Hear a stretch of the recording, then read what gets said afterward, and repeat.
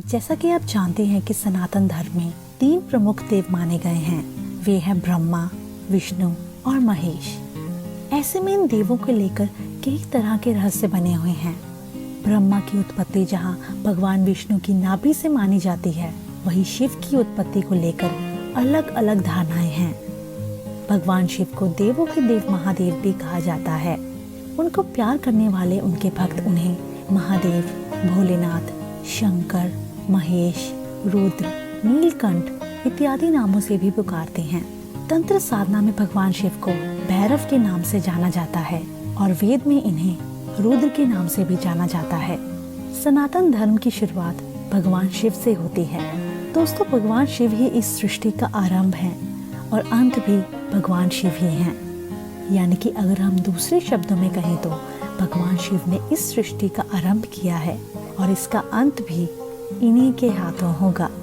पौराणिक मान्यता के अनुसार भगवान शिव को स्वयंभू कहा जाता है, जिसका अर्थ है अजन्मा। वे ना आदि हैं और ना अंत।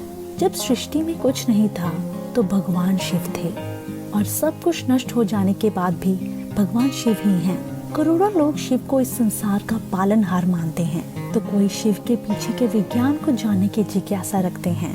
हिंदू धर्म के अलावा कई समुदाय के लोग शिव को मानते हैं, तो इससे पता लगता है कि आप शिव को किसी धर्म, जाति, पंथ तक सीमित नहीं रख सकते, क्योंकि शिव खुद असीमित और असाधारण हैं।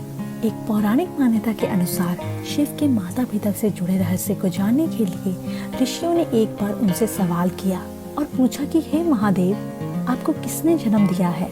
शिव के माता पिता से जुड़े सवाल का जवाब देते हुए भगवान शिव ने ऋषियों की इस जिज्ञासा को शांत करने के लिए शिव के माता पिता से जुड़े सवाल का जवाब देते हुए भगवान शिव ने ऋषियों की इस जिज्ञासा को शांत करते हुए कहा कि मुझे इस सृष्टि को निर्माण करने वाले भगवान ब्रह्मा ने जन्म दिया है। ऋषियों की जिज्ञासा इतने पर शांत नहीं हुई तो उन्होंने फिर एक सवाल करते हुए भगवान शिव से पूछा कि अगर ब्रह्मा आपके पिता हैं तो फिर आपके दादाजी कौन हैं? भगवान शिव ने जवाब देते हुए कहा कि इस सृष्टि का पालन करने वाले भगवान विष्णु ही मेरे दादाजी हैं। भगवान की इस लीला से अनजान ऋषियों ने फिर से सवाल किया कि अगर आपके पिता ब्रह्मा हैं और आपके दादाजी विष्णु हैं, तो फिर आपके परदादा कौन हैं? ऋषियों के इस सवाल को सुन भगवान शिव ने मुस्कुराते हुए कहा कि खुद भगवान शिव ही हैं मेरे परदादा। दोस्तों, अगर हम इस कहानी को गहराई से सोचें तो इस कहानी में एक चक्र बनता है जिसकी ना तो कोई शुरुआत है और ना ही अंत।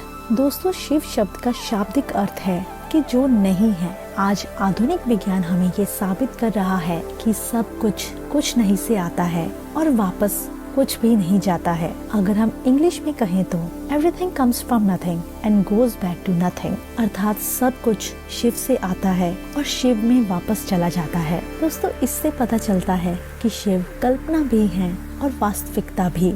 शिव सब कुछ है और कुछ भी नहीं ही शिव है। शिव इंसानों में भी हैं और दानवों में भी। वो अच्छे भी हैं और विनाशक भी। शिव एक योगी भी हैं और अघोरी भी हैं। शिव सात्विक भी हैं और भांग का सेवन भी करते हैं। शिव शून्य है और शून्य से परे भी हैं। लेकिन दोस्तों, ईश्वर की लीला तो वही जाने, हम इंसानों की बस की बात नहीं।